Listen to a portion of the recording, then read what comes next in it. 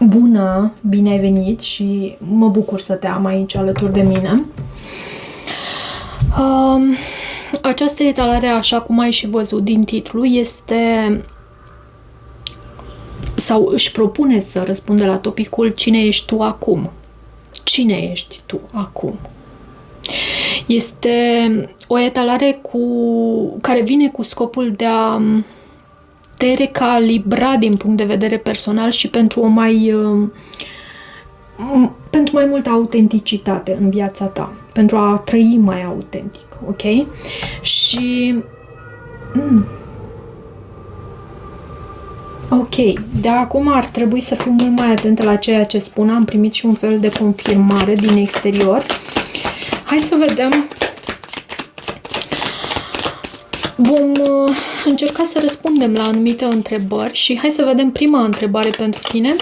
Este aceasta. Cum te percepi, vezi tu în prezent? Cum te vezi tu în prezent? Cum te vezi tu în prezent? Ok? Cum te vezi tu în prezent?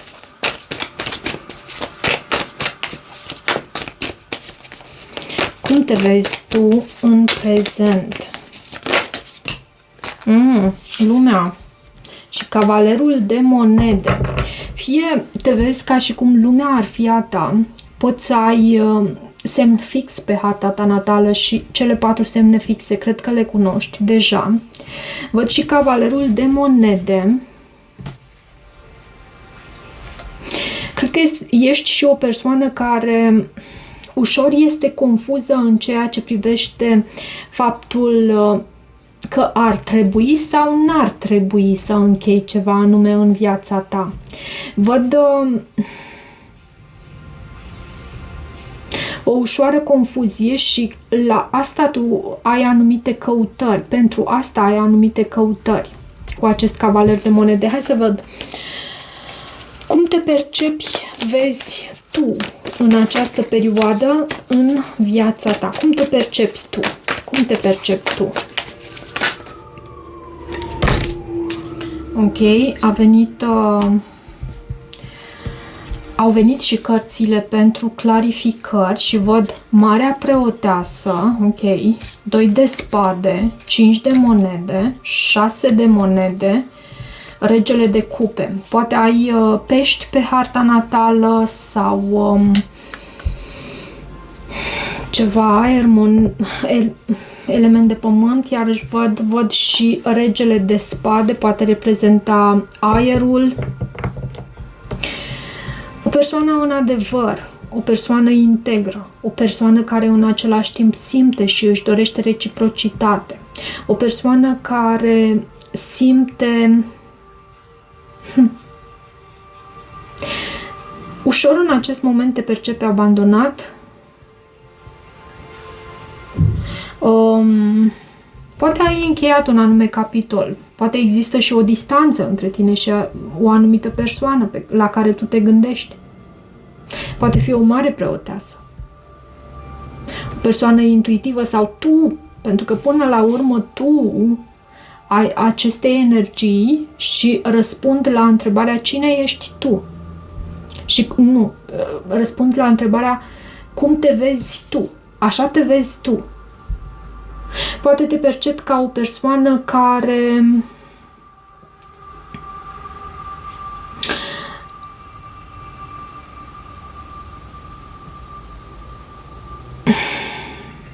cel mai mult mă duce cu gândul la faptul că cineva din viața ta te-a rănit și uite, vezi tu, avem regele și regina de spade aici. Și există nevoia de a păstra un anume echilibru între tine și această persoană. Cel mai mult văd faptul că tu, deși îți dorești reciprocitate, există activată la tine rana aceasta de abandon și respingere, poate chiar. Da, așa te vezi tu. Hai să vedem cum te percep ceilalți. Cum te percep ceilalți. Cei din jur. Cum te percep cei din jur.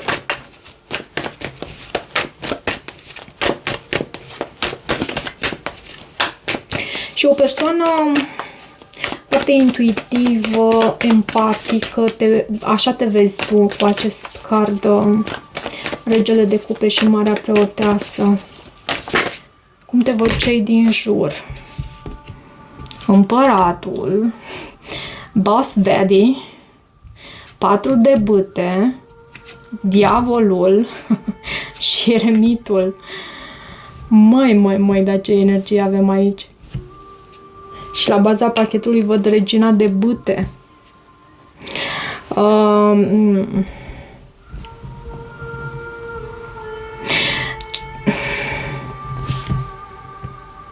Cei din jur văd faptul că tu ai preluat controlul asupra vieții tale și văd faptul că ești o persoană foarte... Poate ești un lider, poate ești o persoană foarte autoritară în domeniul în care tu lucrezi, o persoană recunoscută și respectată în același timp pentru ceea ce este.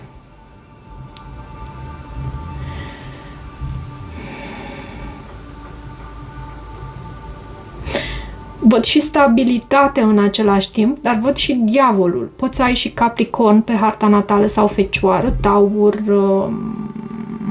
ce e aici? Berbec, Leu. Ce este cu acest Diavol? Cum te văd cei din jur? De ce acest Diavol în felul în Regina de Bâte și Împărăteasa? Împărăteasa la baza pachetului.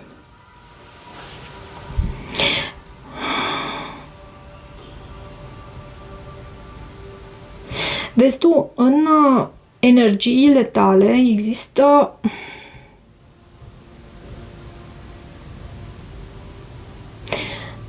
tu ești mai mult în energia ta masculină și nu e ceva rău, mai ales dacă ești bărbatul care ești un bărbat, cel care urmărește această citire. Dar și nici pentru femei, pentru că mai ales în planul acesta al carierei e necesar să acționăm, e necesar să devenim proactivi sau proactive și să cucerim tărâmul pe care dorim să fie al nostru. Nu e ceva rău. Însă eu cred că există și un anume soi de toxicitate în ceea ce privește viața familială aici. Pentru că au venit aceste cărți în această ordine. Avem Împăratul, 4 de bâte, Diavolul și Eremitul. O atracție puternică, ceva toxic, ceva dependent. Eu cred că este vorba despre o atracție.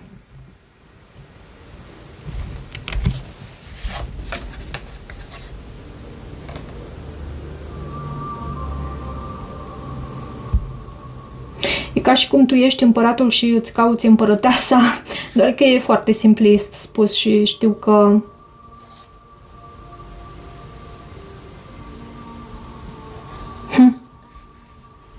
te simți ușor ținut la distanță.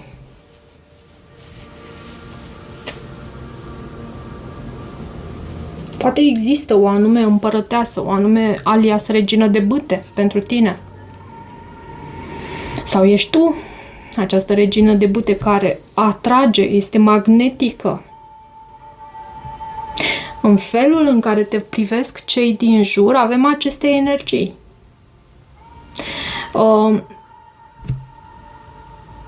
Cu siguranță o persoană reușită, cu siguranță o persoană cu un statut foarte bun în societate și foarte înalt în societate, autoritară, un lider și o persoană extrem de magnetică în același timp. Dar există și ceva aici Poate impui sau poate există foarte mult control. Hai să vedem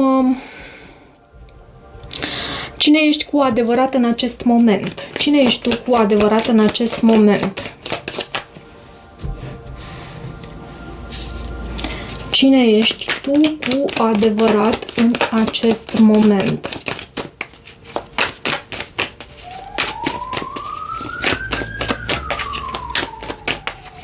Cine ești tu cu adevărat în acest moment? Avem regele de monede și 8 de spade. Ești precum un prizonier și cavalerul de bâte.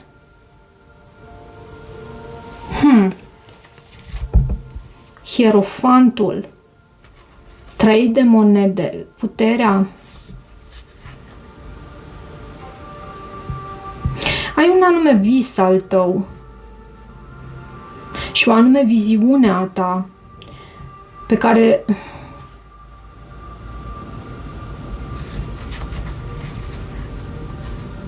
și ești și o persoană extrem de puternică. Dar ce este cu acest 8 de spade? De ce 8 de spade? În cine ești cu adevărat în acest moment? De ce acest 8 de spade? În cine ești tu cu adevărat în acest moment? Trezirea sau awakening sau judecata, cum este denumită această carte în acest tarot, 9 de bâte și faetonul.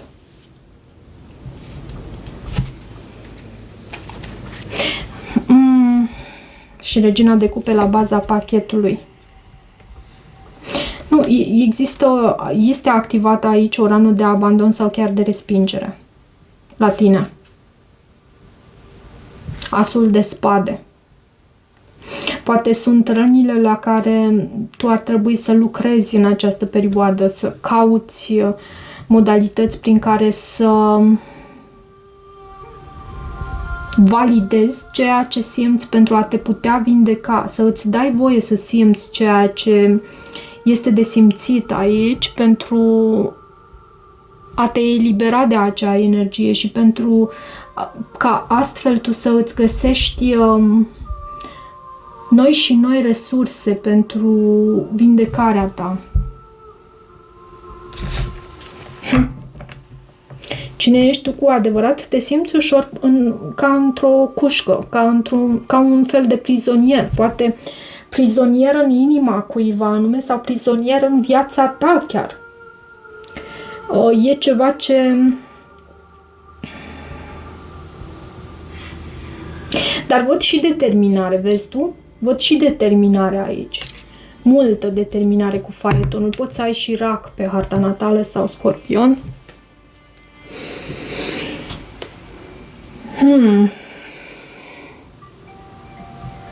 Ce parte din tine are nevoie de mai multă lumină? Hai să vedem și aici. Ce parte din tine, pentru a trăi tu mai autentic, are nevoie de mai multă lumină?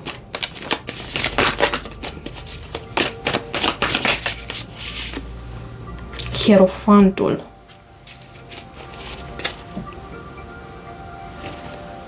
Și temperanța. Sunt două arcane majore.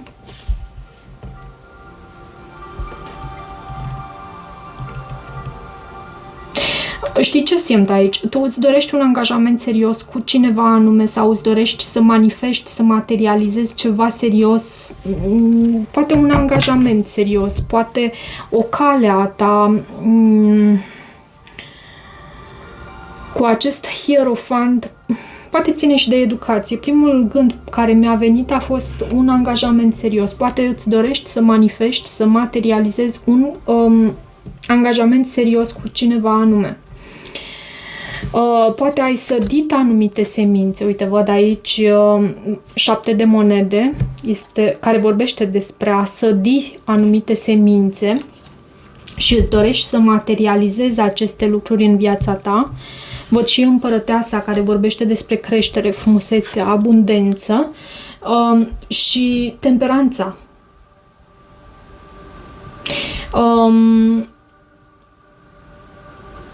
E nevoie de răbdare aici, e nevoie de cumpătare, echilibru, pentru a aduce aceste lucruri în concret. Și nu știu.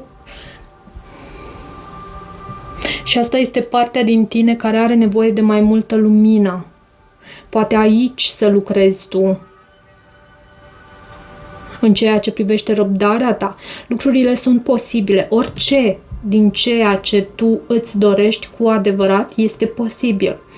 Doar că pentru toate în acest univers în care noi trăim, pentru toate sau pe toate, e nevoie să le trăim în timp și pentru a manifesta ceva anume trebuie să rămânem consecvenți pe calea noastră.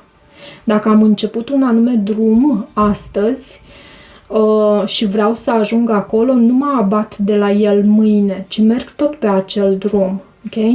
Și e nevoie și de răbdare. Timp.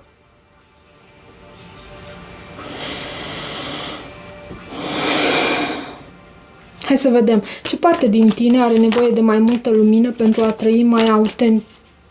Da, de mai multă lumină. Ce parte din tine are nevoie de mai multă lumină?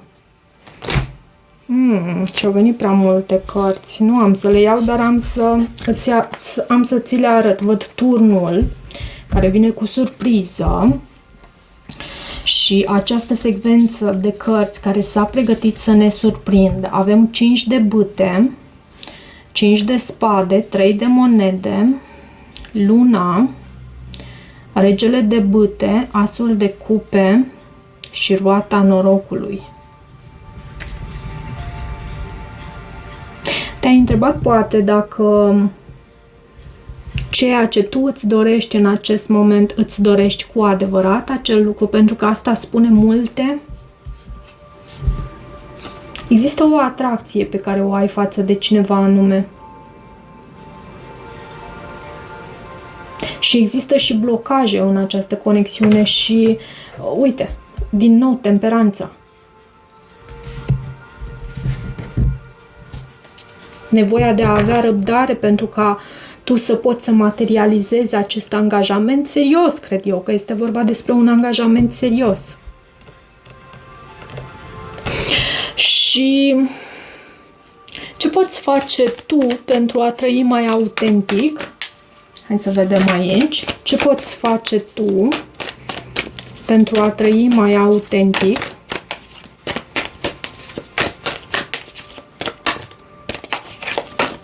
Iau cărțile să vină de la sine. Nu am să le extrag eu. Ce poți face tu pentru a trăi mai autentic? Văd 8 de bâte, 5 de cupe, 4 de monede, cavalerul de cupe. 5 de bâte. Există și o competiție. 5-ul de bâte este o carte a competițiilor, poate chiar a conflictului intern sau extern. Da, chiar conflict văd aici cu 5 de spade și 3 de monede, poate.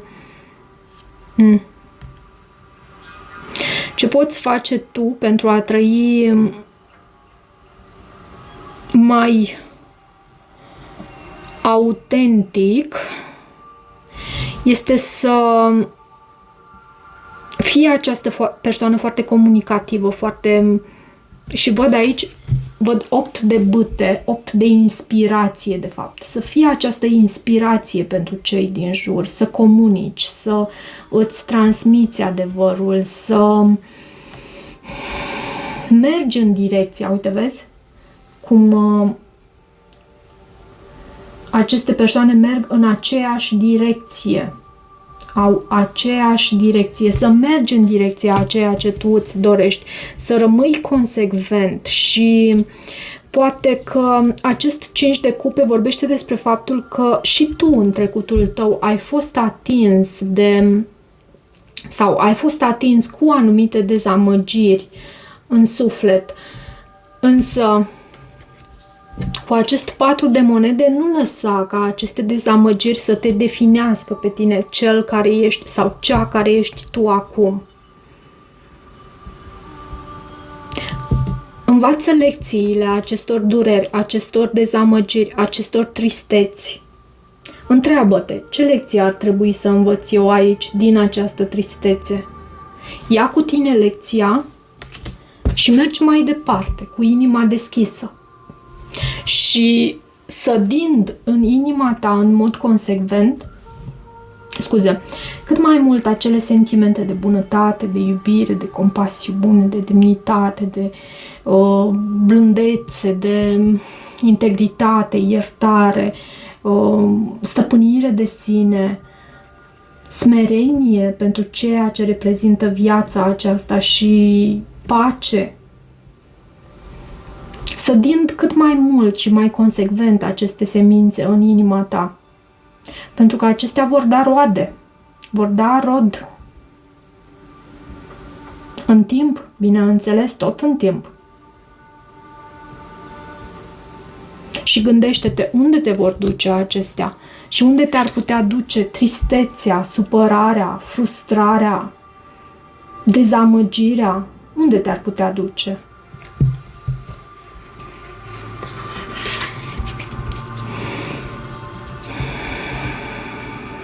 Da, cam asta văd pentru tine. Poate nu mi-a fost atât de clar aici în felul în care te percep cei din jur. Sincer, mi s-a făcut blank așa în mintea mea, dar până la urmă am deslușit-o cumva, nu? Hai să vedem din zarurile magice, din zarurile pentru divinație, ce avem pentru tine. Nu. Ok, un zar a căzut pe jos și nu are să-ți vină să crezi ce a venit pentru tine. Foarte interesant, pentru că a venit Jupiter în Capricorn, în casa a 6-a. Jupiter, Capricorn, 6, casa a 6-a. Poate că pentru tine este timpul să îți asumi această postură de lider pe care tu o ai. Și eu cred că în ceea ce privește munca ta, poate viața familială nu este tocmai în ordine așa cum ți-ai dori, dar cred că nu ține neapărat doar de tine. Dar în ceea ce privește munca și vezi că universul te ghidează în direcția asta, rutina zilnică, munca ta, casa a 6-a, cam asta reprezintă. Tu ai mare noroc aici. Și e timpul să îți asumi această postură de lider, pentru că în mod tradițional Capricornul este în casa a 10-a. Dacă ai să urmărești harta, astrograma cu ascendentul în Berbec, ai să vezi că avem Capricornul în casa a 10-a. Casa felului în care tu ești perceput în lume. Dar simt că citesc aici pentru cineva care simte că nu are atât de mult noroc în dragoste. Dar vezi tu, e o credință acest lucru. Sau un sentiment. A ajuns să fie sentiment pentru tine, pentru că e deja o atitudine. Da. Hai să vedem ce ai putea să ierți tu în această perioadă și am să închei după aceea acest mesaj. Ce ai putea să ierți tu pentru a trăi o viață mult mai autentică și pentru a te elibera, bineînțeles. În primul rând, iartă-te pe tine, mă iert și devine mai ușor să iert și pe alții. Mă iert și devine mai ușor să iert și pe alții. Acesta este mesajul pe care îl avem aici pentru tine. Ok, dragilor, cam atât pentru această citire. Dacă rezonați cu acest mesaj, Nu uitați să vă abonați canalului, să mai treceți pe aici. Voi știți povestea, nu? Mai ales cei care sunteți deja de ceva timp aici pe canal. Știți povestea. Și pentru cei noi, bineînțeles, sunteți bineveniți și bine primiți și invitați să reveniți cu toții. Vă mulțumesc și vă iubesc. Toate bune!